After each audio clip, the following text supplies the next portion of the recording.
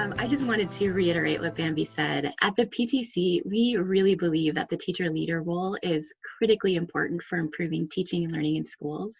And we know that teacher leaders take responsibility for what matters to them most, and that's student learning.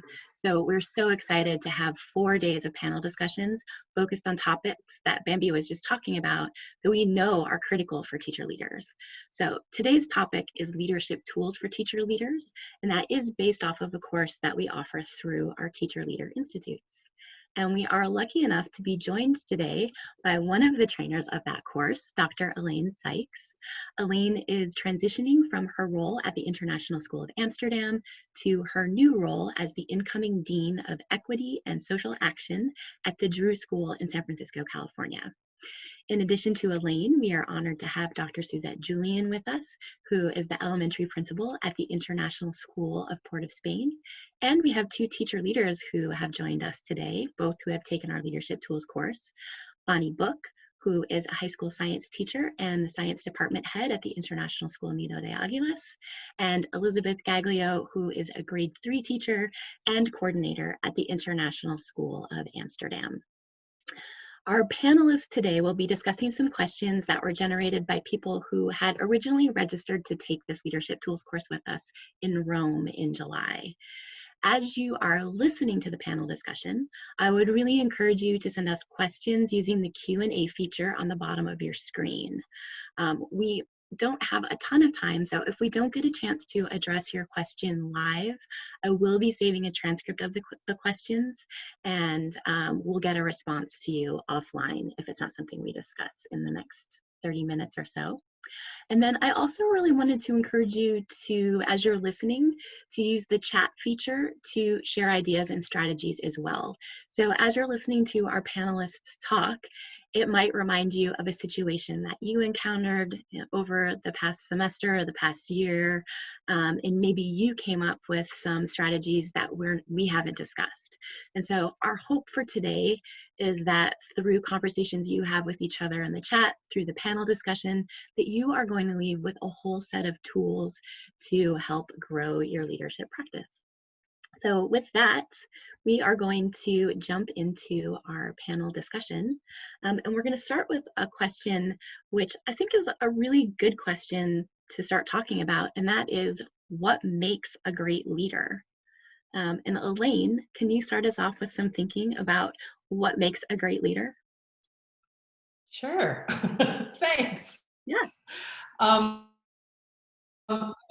this question, I think that it is so interesting, and it's something that's really important and pressing for all of us, because we are all in leadership positions now, and for some of us it's something that we're aspiring to, but at some point, you know, that desire, that call, and I really do think it's a call, has come for all of us to lead. And so the things that I thought about as I thought about this question were some things that people have asked me for as a leader, and then some things that I think I've sort of learned by being a leader. So I would say a couple of things that have been communicated to me, no matter what role I was in, when I was serving as a head of department or an accreditation team leader or an academic dean.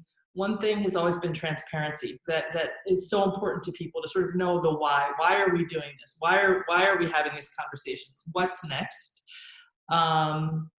So partly that, and then therefore attached to that is communication, right? Regular communication. So not just saying once, okay, we're doing this for these reasons, but then saying it again and again and again, so that people can both keep it top of mind, but can also be interacting with those ideas. Another really important one that has sort of come to me over the years of being involved in leadership in various ways has to do with mentorship. The importance of us as leaders to be always looking around for the strengths that are present in our team, because there's so many. And a lot of times people, either they don't see it in themselves, or they sort of don't necessarily think of themselves as leaders. And so I think it's really important as leaders ourselves to be actively thinking, like, what are the strengths on my team? How can other people shine? And to be bringing those opportunities forward. You know, for instance, if we're presenting at a conference or attending a conference, thinking, who would be a great co-presenter for this, right? Yeah, I mean, because it's our job as leaders not only to lead, but to prepare future leaders to lead. So that's my start. Those are my starting thoughts on that. Great. I see Elizabeth and Suzette also have some ideas to add. So Elizabeth, we'll start with you, and then Suzette, you can follow after Elizabeth. Sure. Well, I really agree with what Elaine said about finding the strengths on your team and using that to help you build the community where people are sharing their expertise and collaborating with each other, especially with international schools, all of the wonderful PD that we can do and bring back to the teams. I also think that a good leader knows that change is the norm, especially in international schools. You're always going to have a new team. You might be asked to switch to distance learning overnight. But so I think it's important to remain focused and flexible as a leader. Great, thanks. Suzette? Yeah, I wanted to add that the piece on empathy. I think it's so critical because, you always have to try to put yourself in that other individual's, their shoe, their box, whatever it is, to really get to understand them. I believe, in terms of being a good leader as well, is just really always trying to find ways to collaborate and always being sort of purposeful. What does it mean? What are you saying? Why is that? And ensuring that collaboration is really true and coming from within and not just collaborating for collaborating's sake. But I think the most important thing for me as a leader would be the empathy part of it, because that's what's going to bring the relationship building and the connection with your culture, with your teams, with your families and all stakeholders.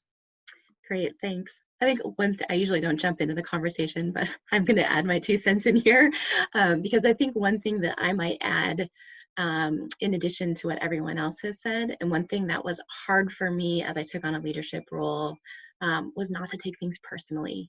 So a lot of times you find yourself in situations where you're having to share some difficult information and people feel upset by it and want answers, and maybe you don't have the answers yet. And sometimes I personally would take that personally, like people were upset with my leadership, instead of realizing they're just looking for answers, and part of my responsibility is to help them find those answers. So try not to take things too personally, but be a good listener and helpful to your team. So thinking about that, what advice do you have for people who are beginning the school year with their team, whether you're a returning team leader or department head, or this is the first time that you're going to be in that role? What's some advice that you can give for people for starting off their year in August? And Elizabeth, I'd love to start with you. Yeah, so this is just a quick thing that stood out to me actually at my very first TLI session. Bambi put a prompt on the board for us to discuss with the table that we'd be working with that day. And the prompt was, what is something that you can depend on me for, and what is something to look out for? And that look out for sounds a little confronting, but it actually gave people the opportunity to share something that could have been maybe misinterpreted on other teams they were working on. So for example, something to depend on, you might say, I take really good notes, I'll bring really excited energy to the team. And those things to look out for weren't really negatives. It was just making sure everybody had a chance to share about themselves. So like, it may take me some think time before I'm ready to jump in with the discussion, or I like to eat lunch alone. And then kind of you get those things off the table and you're really ready to jump in, and you're starting with very open, honest relationships. And of course, people throw in jokes too about themselves. So I found it to be a really nice opening way at the first meeting of the year. Yeah. Great, thanks, Elizabeth. Suzette, I know you also had some advice for starting the year off with your team. Yeah, Elizabeth, that's great, because that's one of the best ways to start your meetings is really to, because everyone comes in, they're nervous, they're new teachers, they're returning teachers. And so to break that ice, so to speak, I think that is incredibly so. The other thing I'd like to do once we get started, I want to start with the vision mission of the school, because that to me sets the tone and allows you to have, varied meetings while setting that first meeting tone by almost unpacking your mission and your vision, so that people can see and really thinking about what are key words that they're seeing in there. What are those key words will allow you to think about, and then break out in groups and then determine what would that look like? What do you think that is? If you've come from another school, what's some ideas that you've been able to? So basically, looking to the brainstorming and using that mission vision to get you started will put you in good sound footing, because it is at the core and the heart of what you do and what the organization is asking in terms of, here's what we expect, here's what we say we do. Great, thanks, Suzette. Another question that has come up, which I think is one of the most challenging aspects of being a teacher leader, is sort of being in that middle leader role. And so somebody asked, how do you balance being a colleague, but also being in that leadership role? And Bonnie, I was wondering if you could talk a little bit about this question. Yeah, thank you, Kristen. I have been just kind of giggling to myself because the notes that I took originally about things I wanted to say about this question, everyone has already touched on. So Elaine, when you were starting, I was literally writing it down like, I was going to say that. So the first thing that I think for me that was very helpful in this transition was to always assume positive intent all the way around, and then to take that a step further and be overt about sharing that with both sets of teams. So when you're in a meeting with administration, you're not just saying, no, we can't do that, to, you're saying, look, I'm really concerned that teachers won't have the time to then actually, meet the students where they need to be because you're asking us to jump, whatever it is. And then with your team saying, okay, this isn't a hoop for us to jump through, the administration is really trying to support us in this way. So I think assuming that positive intent and then being overt all the time about kind of what Elaine was saying about the transparency, like this is why we are doing this. The second thing, again, to build on this, are relationships, very much the strength of your team. I started just kind of on a whim, my first meeting with my team, I wrote everybody's name on the board. We had a new teacher coming in and I said, everybody please write a strength about someone else on the team so that the new person knows who to go to. And I already had been working with them a long time, so I knew a lot of things. And I think just everybody sharing constantly how much you value them and their strengths and depend on them and need them to bring those to the table are really, really helpful for keeping that balance. And then the last thing that I put was to make sure that all of the work is always framed around the students and student learning. So one of the activities we did at the teacher tools course was making a mantra for your team. And we did that. Ours is it about the learning? Put that, it's on every agenda. We try to focus things around to it. And if you can keep things focused on the idea that everybody is doing what's best for students, it really helps, I think, balance that role so that everybody feels good about what they're bringing to participate. Great, thank you so much, Bonnie. I wanted to just add in one other sort of a spin-off of this question. I received a message from someone yesterday who's in a situation where there are some teachers at the school who were not rehired due to some enrollment issues and things related to the pandemic. And one of those people who wasn't rehired was a team leader. And so the person who sent me this email is now been asked to be the team leader, and it relates to these last two questions we have just been discussing. So how do you start the year off with your team, and like how do you balance being in that position, not only when you're trying to be a colleague and be in a leadership role, but be in a situation where you're worried about that morale of your team because of some changes that happened in the school. And I think Elizabeth also mentioned this earlier, that in international schools, we're always faced with change. And so trying to think how you help people through that change process is so important when you're in that leadership role. And I think a couple of things that I might just add on, this relates to what Bonnie and Elaine were both saying about transparency, is also being really clear on what your role is. Sometimes teacher leader roles are not very clearly defined.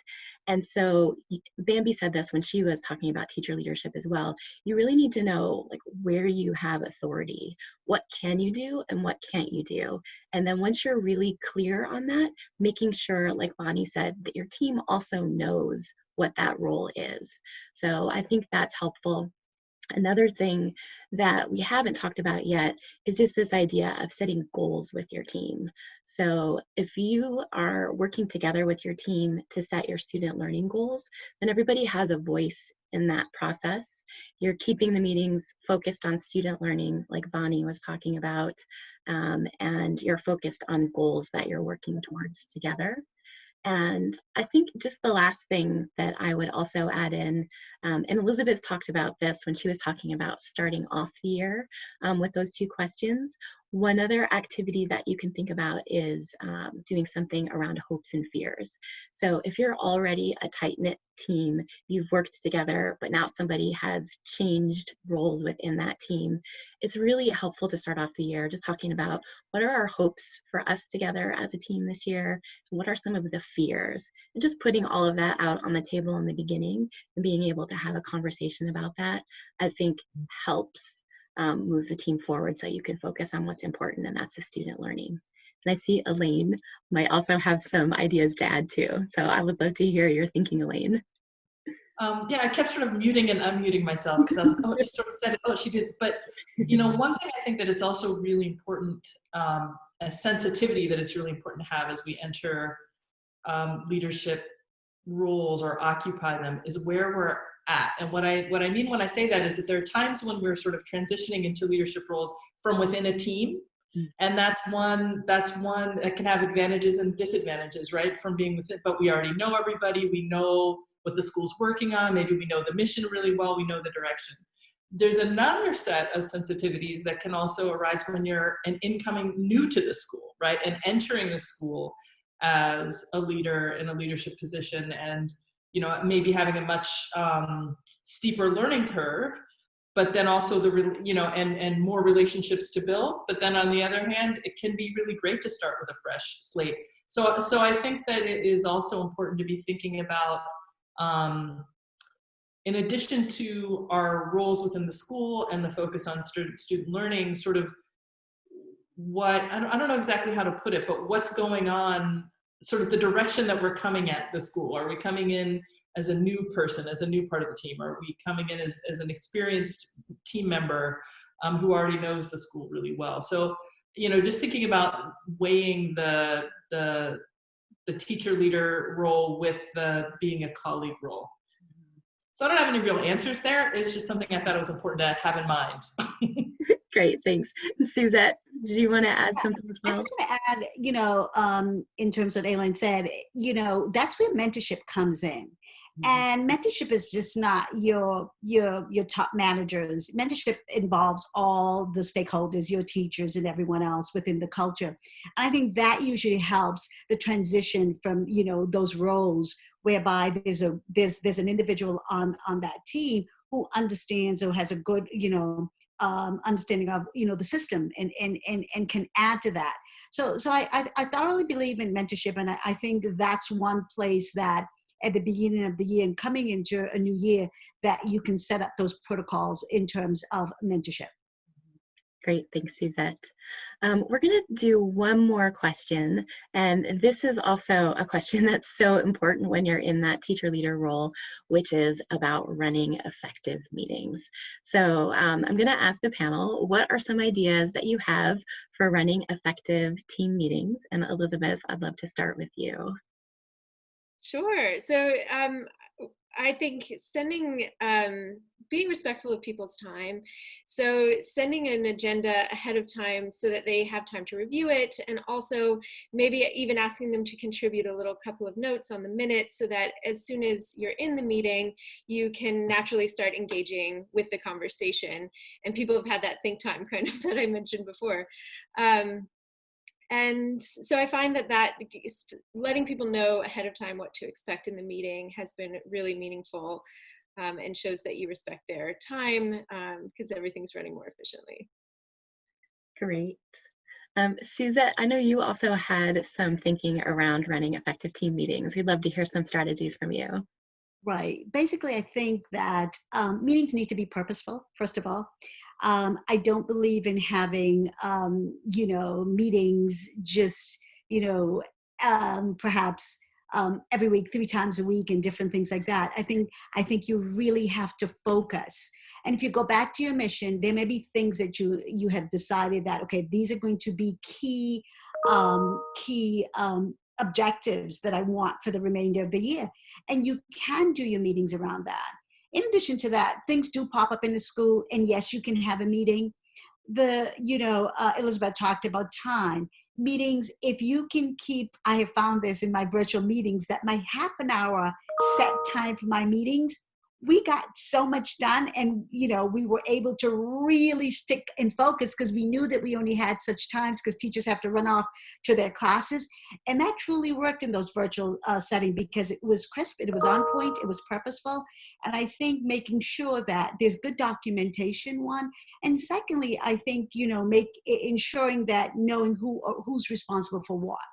So those types of things really help effective and efficient meetings. Great. Elaine, looks like you have some ideas to add as well. Absolutely. I think also it's really important to keep a record. Suzette mentioned that of what action steps need to be taken and who's specifically responsible for taking them, and then to follow up.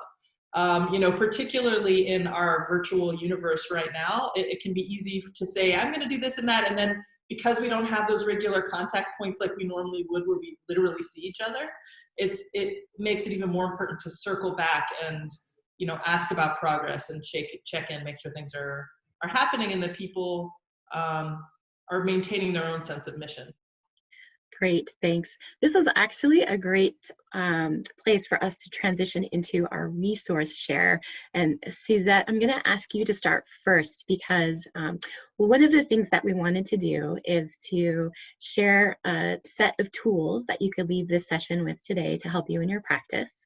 And I know that the tool that Suzette is going to share with you has to do with meetings. So it's kind of the perfect way to transition. So Suzette, tell us a little bit about the tool or the resource that you like to share with everyone. So there are actually 2 resources that I think that will help us in terms of our practice, what we do. And so the first tool that I think that helps with meetings is, as everyone, a couple have mentioned anyway, was documentation. And there's one tool that we use, it's called the terms of reference.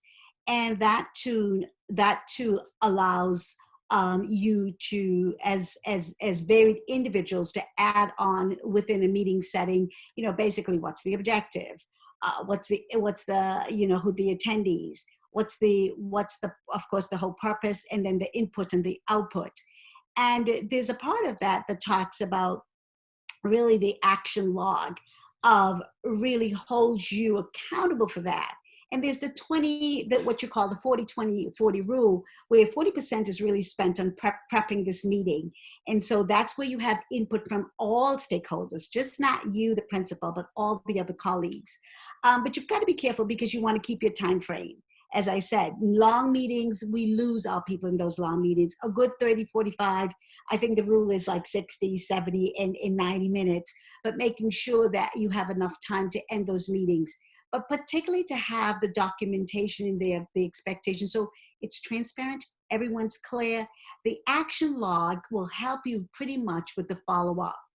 In addition to that, I do want to say that some key tips for that you want to make sure is really to think about, was an agenda sent within the 24-hour period? So it allowed everybody in there. Did the meeting start and end on time? Where were all the actions completed with evidence? And that's key because sometimes we talk and we're not talking with our evidence that support what we are doing. Was all the information available? Did you come prepared with the information? Were problem solving tools or models? Was there brainstorming, effectiveness used? Were clear decisions articulated and agreed? Were clear actions assigned and agreed during the meeting? Were conversations concise and to the point? And did everyone contribute equitably? And then you can basically use those 10 guidelines to really score yourself and to determine it's about everybody. These meetings, it's just not one person dominating or the principal. It's about everyone being shared responsibility in these meetings. And so that's one of the tools. The other tool is called a charter, and I'll just summarize really quickly. The charter is really about, it's a team charter that every team should be thinking about, because it allows you to pull your cohorts together, and you can use them at different times throughout the year. There's no one set of rules. And I've given you, it's called the 11-minute rule, and I'm not going to go through all of that. But key things for this, it allows you to build, if you're going to use it early enough in the team, make sure that it's visible. And I said available, it's shared. The charter is not built in stone. You can manipulate it through your meetings or whatever you feel like throughout the year, and use it for accountability and direction. It's not for policing. And make sure you review whatever is needed, and continuously count on each other and come up. The key part of this, I think, that's worked for me was the operations section, because the operations section is the how is this going to work. Great, thanks, Suzette. One thing I forgot to mention before I introduce the resource share is that I will be sending the links or PDF versions of all of these resources you're about to hear about. So if you didn't catch the name of something, or you don't catch a website link, I will be sending that after this webinar. And for those of you on Facebook Live, I'll be posting it on the Facebook page. So I'm going to ask Bonnie to share her resource next, because her resource sort of builds off of this idea of running effective meetings as well. Yeah, so the resource that I shared is a link to an organization called the School Reform Initiative that I'm sure lots of people are familiar with. I'm a big fan. And it is really concerned a lot with good practice, but with equity in education. And they have, it's a free resource. I believe you have to sign up, but it's totally free. It's a name and an email. And what I shared was a link to their bank of protocols. And they are every protocol under the sun, or for every purpose, I should say. So if you would like to do a text rendering, but you have a small amount of time, it gives you ideas about how everyone can share ideas for that.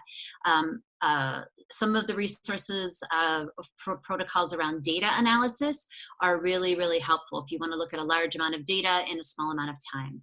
Similarly, I think there are some that are really useful to finesse difficult relationships sometimes within a team. So I have found that if you're kind of trying to cut someone off, that might be difficult, but if everybody gets 2 minutes and everybody gets 2 minutes, that somehow that timer will make people stand by. So if you are interested in protocols, haven't used them a lot, I think they're very useful, and this is a very good resource. They're done by what you want to do, as well as alphabetical. I think there's 3 different ways to organize, and they are at least in English and some in Spanish. So there's some leeway there. Great, thanks, Bonnie. And Elizabeth, you had some great resources around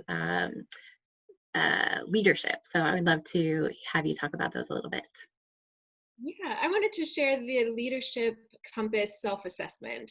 A great thing to do for yourself before you start the year. It really helped me to see kind of defined different leadership styles, because you don't have to be the loudest voice at the table to be an effective, strong leader.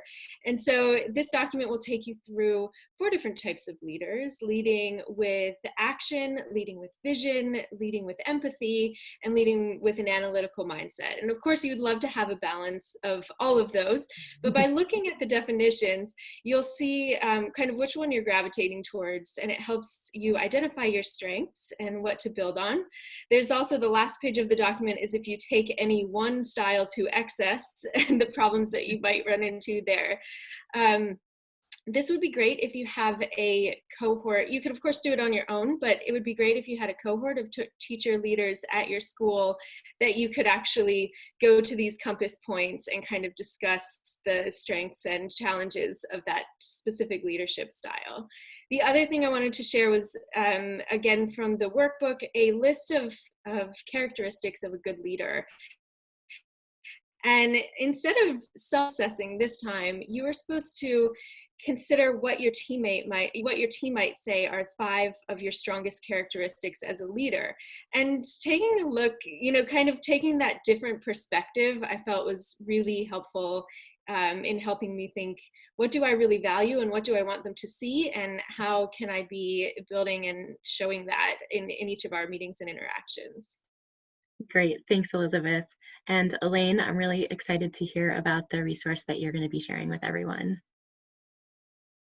Thanks. So the book that I'm sharing is called Everyday Anti-Racism, Getting Real About Race in Schools. And the reason I picked that one is that I think over the years, working at different international schools as well as national schools in the United States, identity is something that, one of the things that we're also proud of in international schools is that we bring people together from all over the world, all different national identities, ethnic identities, racial identities.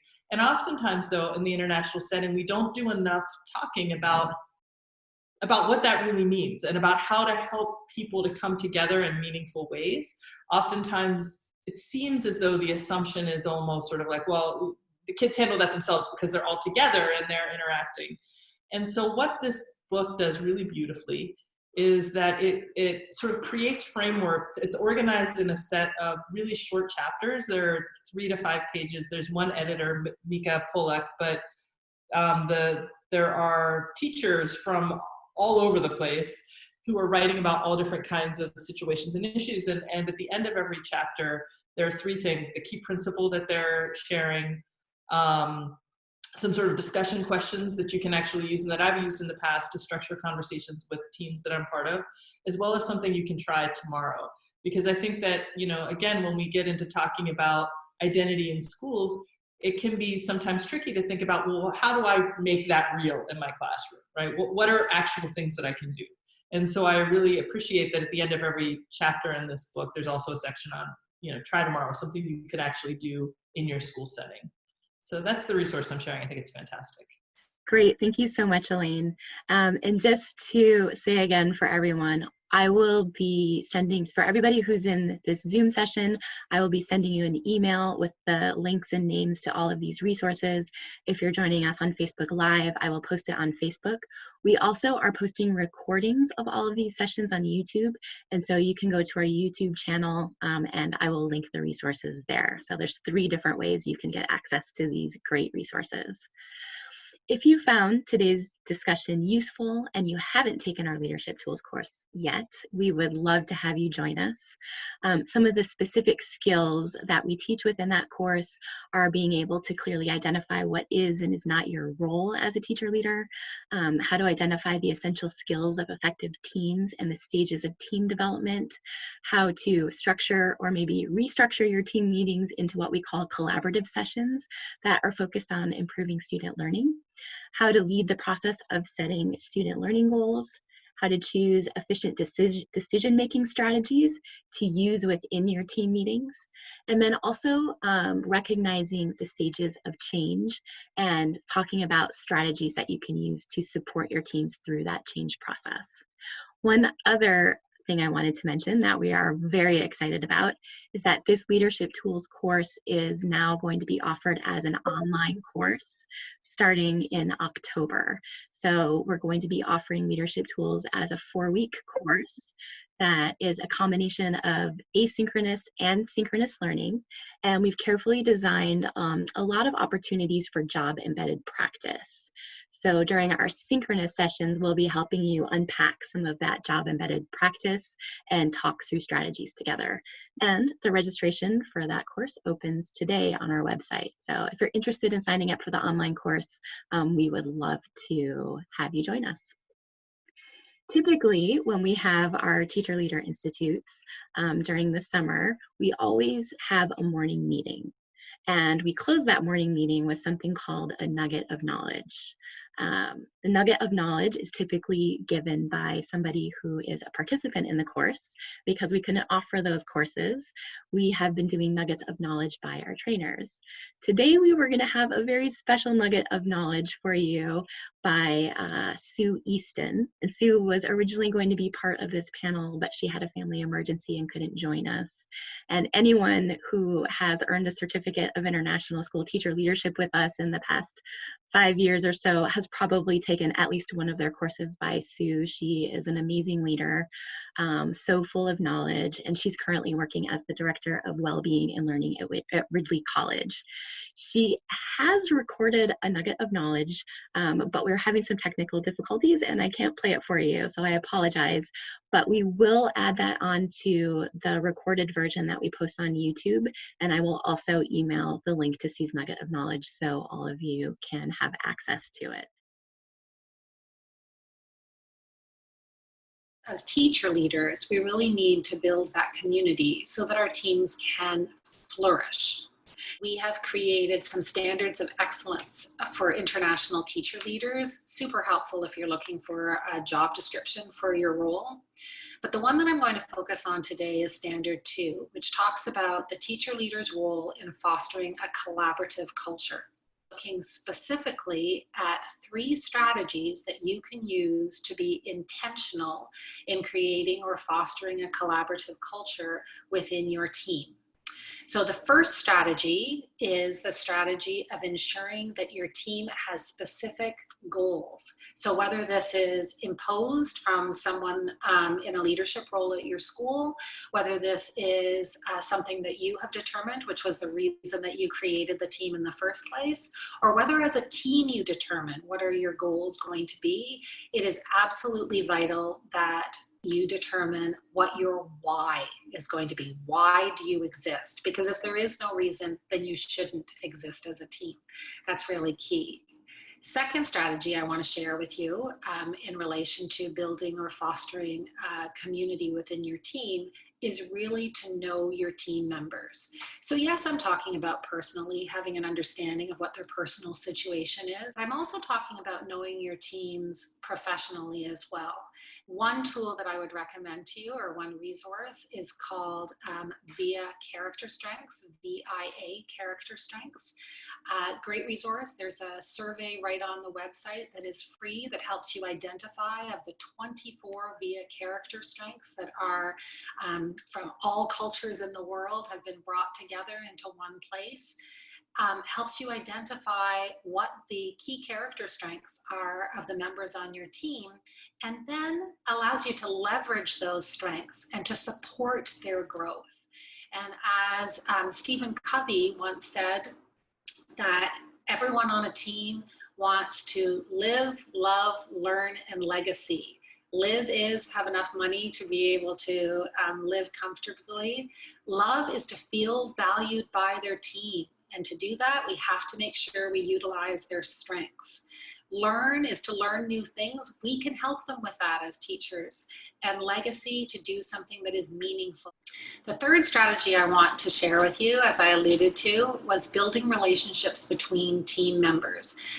There is actual research that says that people who have a best friend at school, and that just means somebody who they feel comfortable with beyond just a professional level, are more likely to achieve at a higher level and more likely to stay where they are as well. So it's a really important aspect of our role.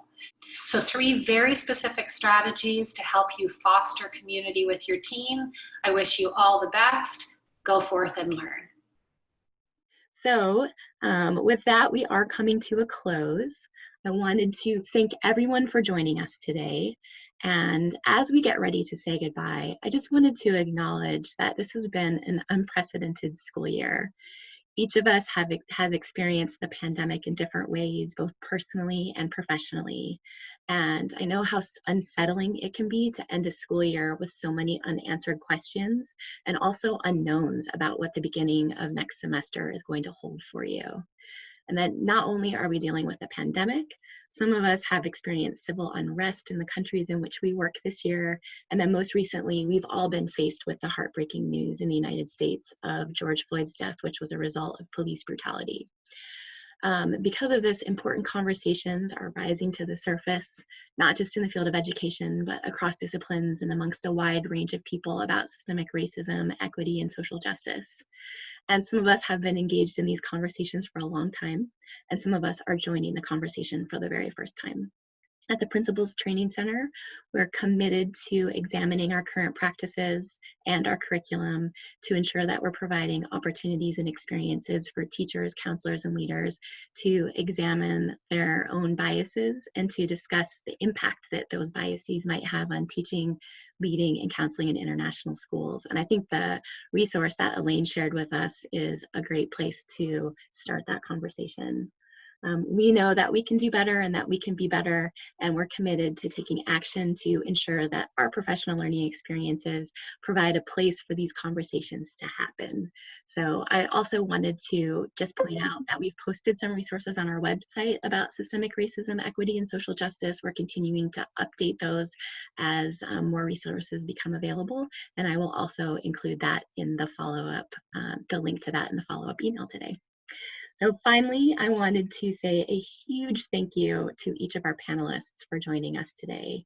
You each have a unique perspective and so much passion about leadership and the impact that effective leadership has on student learning. It's been a real honor to be able to have you share your experiences with us. So to everybody, go forth and learn. We hope that you can join us tomorrow for our conversation on curriculum leadership. Have a great rest of your day.